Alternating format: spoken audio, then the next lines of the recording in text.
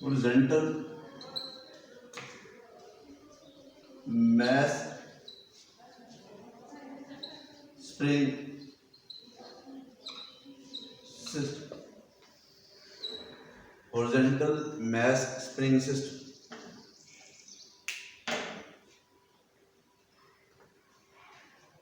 Horizontal mass spring system, ये question paper में आता है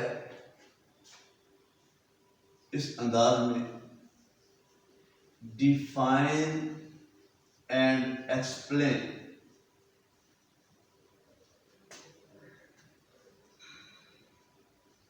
सिंपल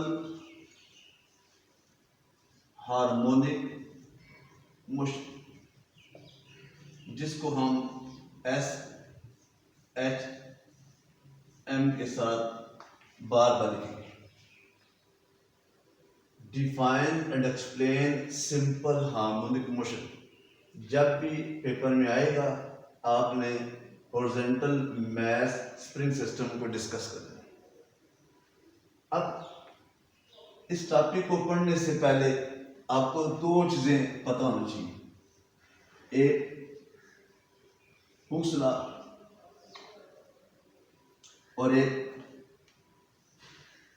रीस्टोरिंग फोर्स। ये आप अपनी बुक के ऊपर मैं यहाँ लिखूंगा, आप अपनी बुक पर नोट करेंगे।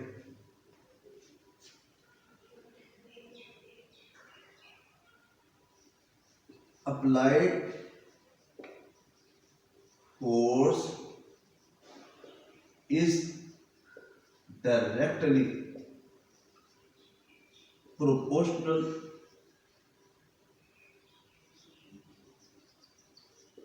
to displacement provided that elastic limit does not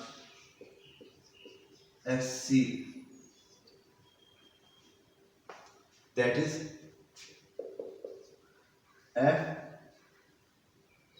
is proportional to X। ये आपने हुक्स लॉ को बुक में लिखना है कि applied force is directly proportional to the displacement provided that elastic limit does not exceed, that is F is proportional to X। और आपको पता है जब भी आप इस प्रोपोर्शनल के साइन को इक्वलिटी में कन्वर्ट करते हैं, यानी F इज इक्वल टू लिखते हैं, तो यहां पर एक कांस्टेंट का इजाफा कर दिया जाता है। यानी जब भी आप प्रोपोर्शनल के साइन को इक्वलिटी में कन्वर्ट करते हैं तो लाजमी तौर पर आप यहां पर कांस्टेंट इंट्रोड्यूस कर देंगे। और ये जो कांस्टेंट है हम इसको लिख सकते हैं F इज इक्वल टू के into x, where k is called proportionality constant, also known as spring constant।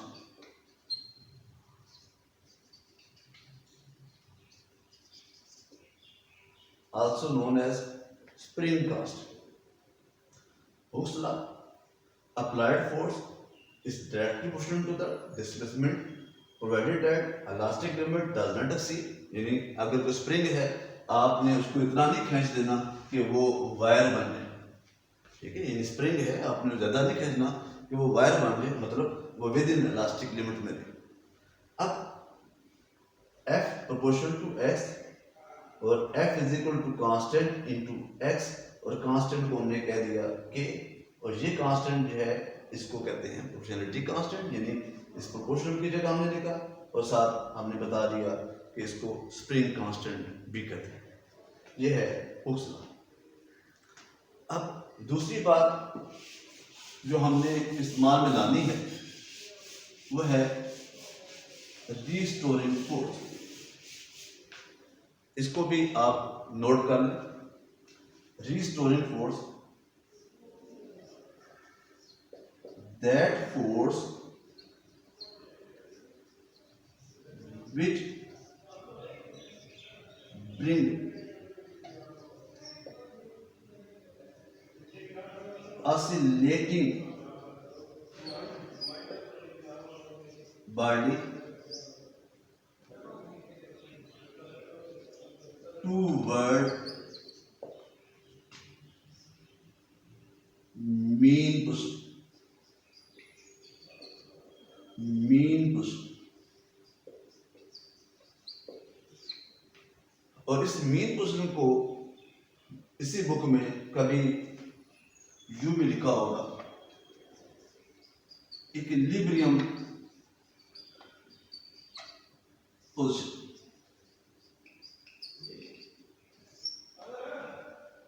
Mean position और equilibrium position. Restoring force, that force which bring oscillating body toward mean position or equilibrium position is called यहाँ पर आप कामा लिखेंगे, is called restoring force, is called restoring force। ये अपने अपनी book पे note कर लेंगे। अब इसको हम मैथमेटिकली कैसे रिप्रेजेंट करेंगे? F R is equal to minus K into X. ये डायरेक्टली साइन हमें दो इंफॉर्मेशन दे रहा है। एक इंफॉर्मेशन मैंने बताया यहां पर टू वर्ड मीन पोजीशन को इंडिकेट कर। दूसरी इंफॉर्मेशन हमें ये बता रहा है, जो हमने पहले हुक्स लॉ में ये इक्वेशन ड्राइव की थी, ये जो रिस्टोरिंग फोर्स है ये हमेशा अप्लाइड फोर्स के ऑपोजिट होगी। ठीक है, यानी रिस्टोरिंग फोर्स जब भी किसी ऑब्जेक्ट पर अप्लाई करेंगे वो लाजमी तौर पर जो है अप्लाइड फोर्स के ऑपोजिट होगी। तो यहाँ हम बात करते हैं अब इस टॉपिक को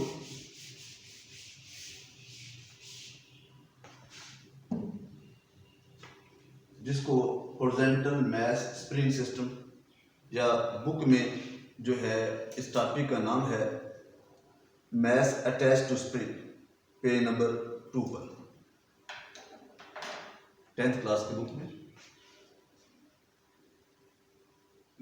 हॉरिजॉन्टल मास स्प्रिंग के नाम से भी आ जाता है पेपर में, मास अटैच टू स्प्रिंग के नाम से भी आ जाता है, और define and explain simple harmonic motion के नाम से, जैसे भी आता है आपने इसको ऐसे किया। इसमें हमारे पास ये एक सरफेस है, और ये जो सरफेस है ये हॉरिजॉन्टल है, स्मूथ है और फ्रिक्शनलेस है। यानी ये जो मास स्प्रिंग सिस्टम का जो एक्सपेरिमेंट करेंगे उसके लिए आपने ये लाजमी लिखना होगा कि ये सरफेस कैसी है, हॉरिजॉन्टल है, स्मूथ है और फ्रिक्शनलेस है। और इसकी ये जो साइड है ये वाली इसको कहते हैं कि ये फर्म सपोर्ट है, जहां पर हमने स्प्रिंग को यहां पर अटैच कर,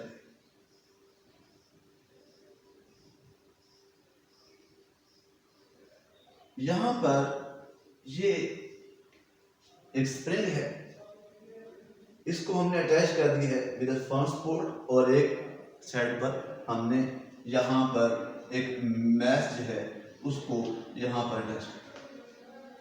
और ये जो मैश है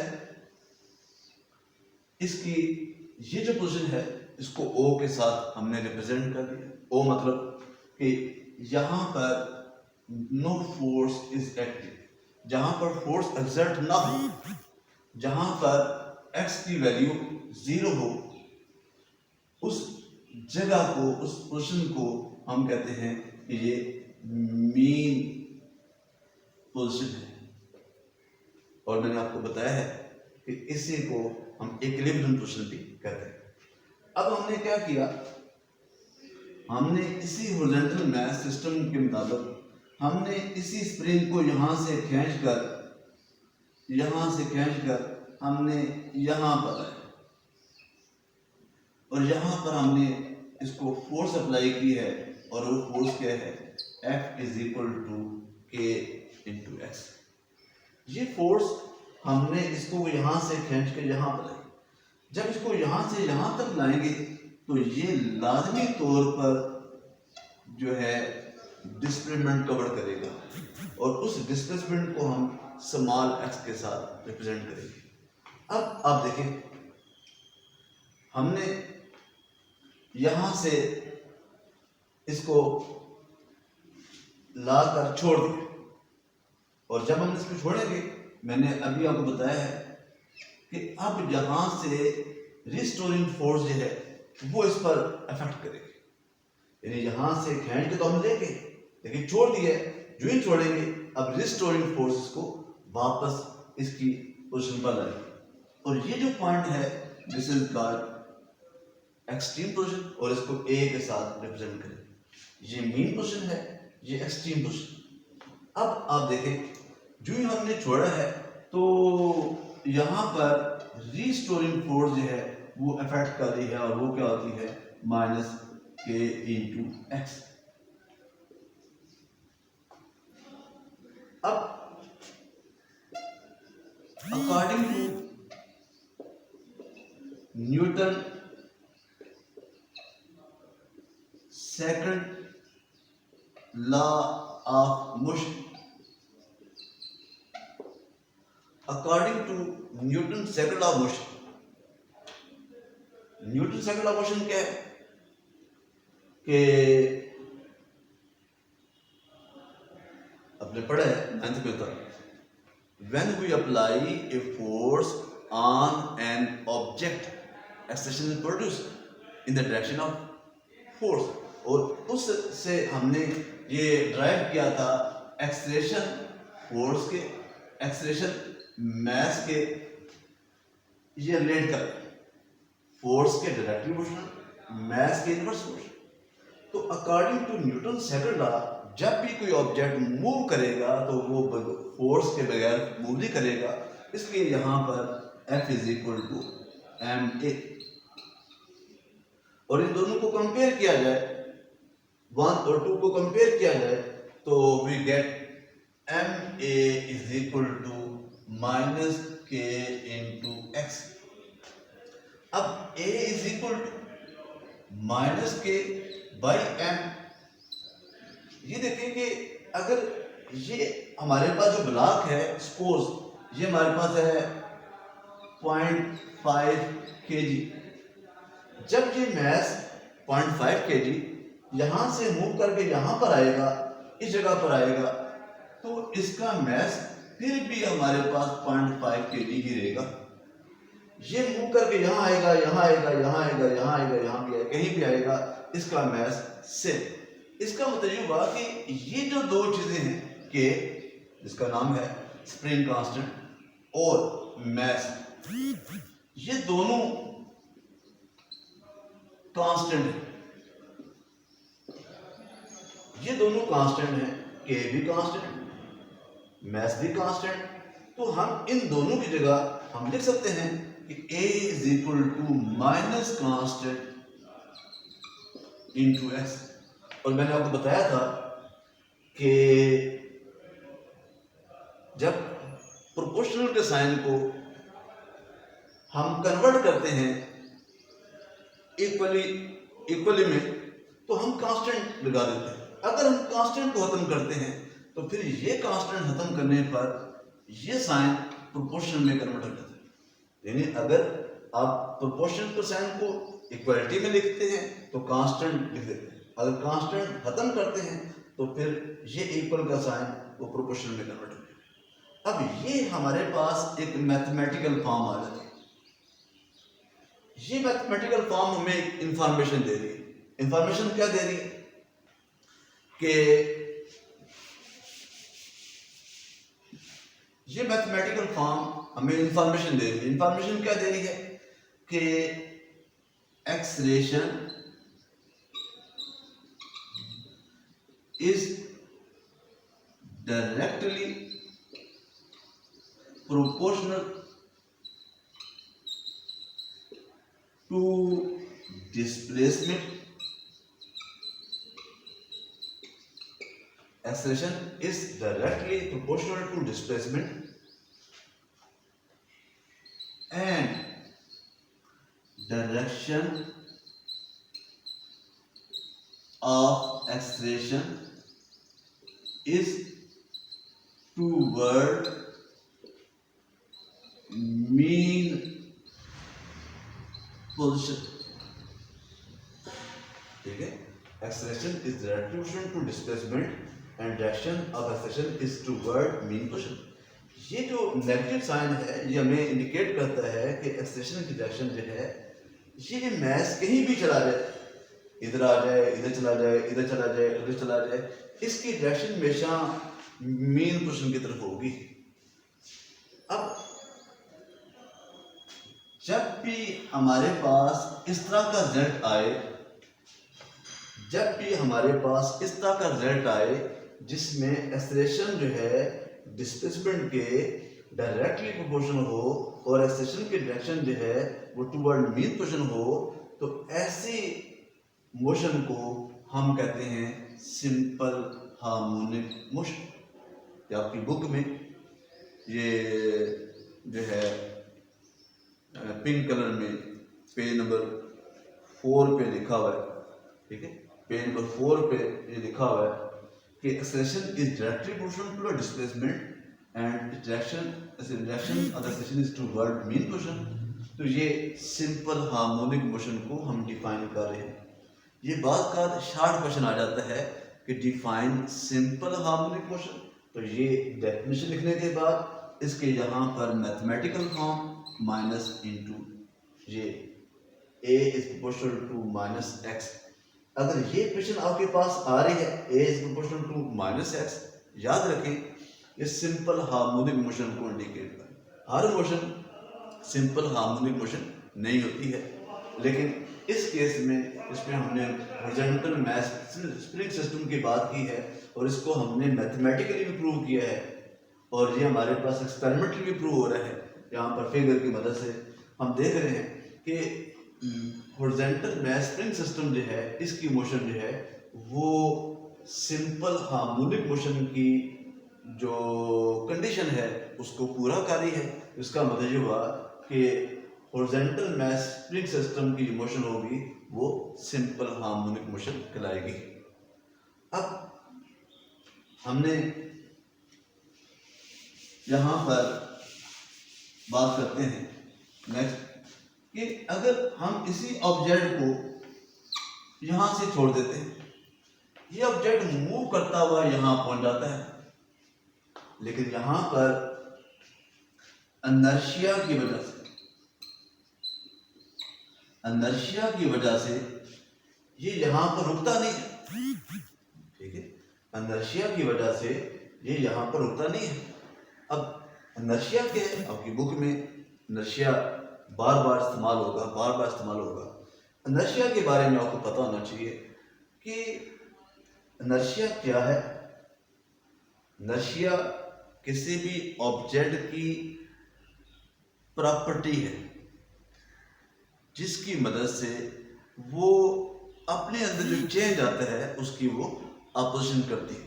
मसलन कैसे, मसलन आप देखें कि ये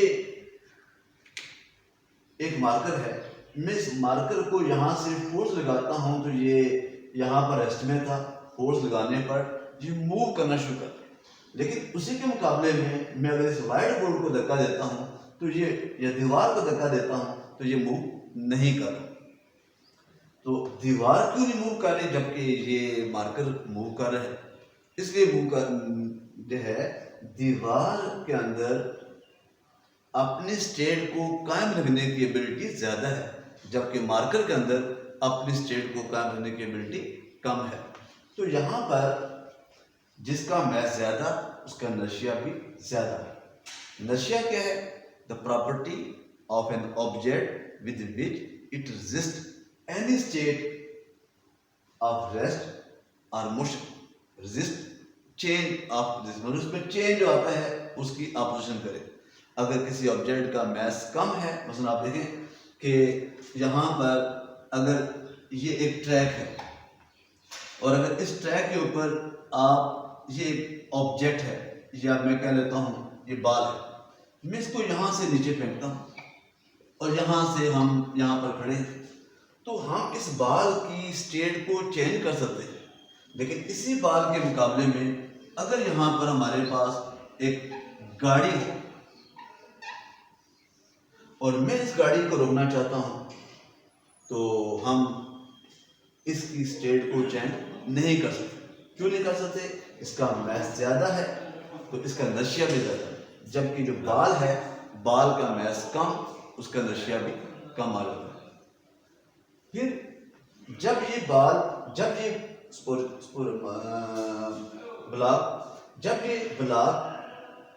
यहाँ से मूव करता है, मैंने कहा मेन पोजीशन पहुंचा है, तो वो जो है उसमें यहाँ पर क्या है कि रुकता नहीं है ड्यू टू इनर्शिया, तो ये आगे अपने मोशन को जारी रखता है। मूव करते करते करते ये यहाँ और यहाँ पर आकर रुक जाता है और ये फिर यहाँ से वापस मूव करता हुआ, तो यहाँ पर इसका एक्सेलेरेशन 0, यहाँ पर इसका एक्सेलेरेशन मैक्सिमम, यहाँ पर इसका एक्सेलेरेशन मैक्सिमम, यहाँ पर 0, यहाँ पर मैक्सिमम। तो ये आप हॉरिजॉन्टल मास स्प्रिंग सिस्टम को जैसे बुक में लिखा है, आपने इसी तरतीब से इसको तैयार करना है। इसमें इसकी पहले ये फिगर को डिस्कस किया गया है, फिर इसकी सिंपल हार्मोनिक मोशन को डिस्कस किया गया है, फिर इनर्शिया को डिस्कस किया गया है और उसके बाद बाकी वैल्यूज को दिया। ठीक है, आप इसको पढ़ें, इसमें जो जो प्रॉब्लम हो आप उसको नोट कर लें और उसके बाद जो है आप मुख्तलिफ टीचर्स से आप रब्ता कर सकते हैं, मुझसे भी रब्ता कर सकते हैं। बहुत बहुत शुक्रिया आपका, थैंक यू।